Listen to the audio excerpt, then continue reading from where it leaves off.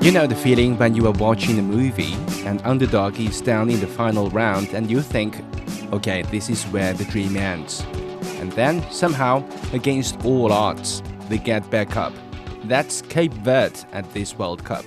But here's the kicker, they didn't do it once, they did it twice. Welcome back to Sideline Story World Cup Special Edition. I'm Yang Guang, and today we are breaking down the most improbable story of these tournaments, the Cape Verdean miracle. June the 22nd, 2026, Miami, Hard Rock Stadium. The scoreboard reads Uruguay 2, Cape Verde 2. The football world is picking its jaw up off the floor again. 6 days earlier, this tiny island nation, population 550,000, a country that didn't even exist in FIFA's eyes until 1986, held the European champion Spain to a goalless draw. Now, they've gone toe-to-toe with a two-time World Cup winner and snatched a point from the jaws of defeat. But how? How can a team valued at under 55 million euro, facing rosters worth hundreds of millions and even billions, shock the world twice?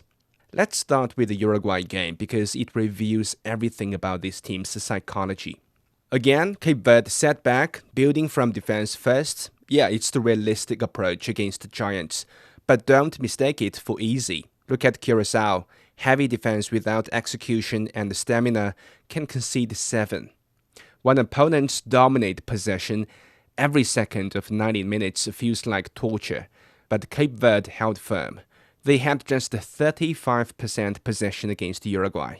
Yes, the 2 goals they conceded showed the real gap between the two sides, but their defensive resilience denied more.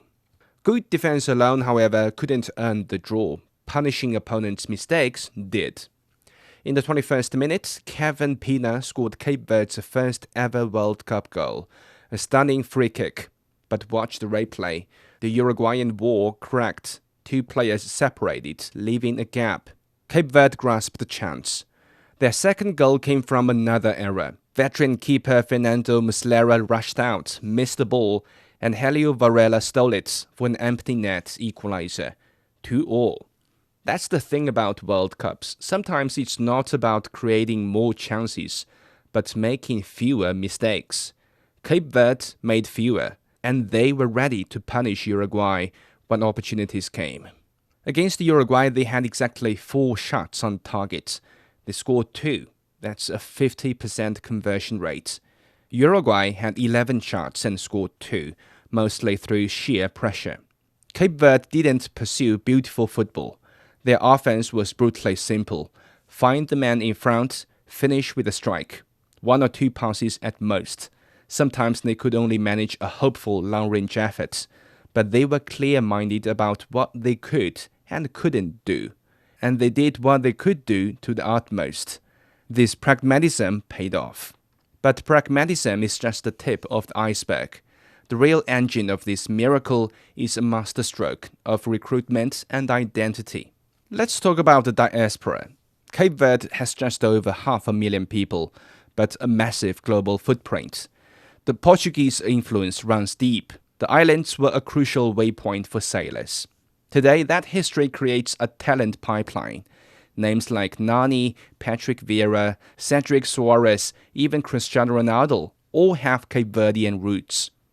The federation tapped into that, creating a diaspora strategy. They are not just picking players born on the islands. They are recruiting players born and raised in Europe's elite academies, in Portugal, in France, who have Cape Verdean blood. Players who have faced the highest pressure, even if they couldn't crack a European giant's starting 11. Cast-offs and sleeper agents given home. Then there's the spirit. That's where the magic lives. The hero of the Spain game was 40-year-old goalkeeper Vosinia. Before this tournament, he had under 50,000 social media followers. After 7 saves to shut out Spain, he hit 14 million. Fairy tale. But here is the heartbreaking detail. Despite his heroics, his Portuguese second division club, Chaves, refused to renew his contract. He's about to be a free agent at 40. For most, that would be devastating. For Vosinia, it's just another chapter. He's played in Cape Verde, Angola, the Czech Republic, Moldova, Cyprus. He's been everywhere. His story is Cape Verde's story, a story of resilience. When no one looks up to you, it creates the biggest energy. And this is what the expanded World Cup is for. We debate whether 48 teams dilutes quality.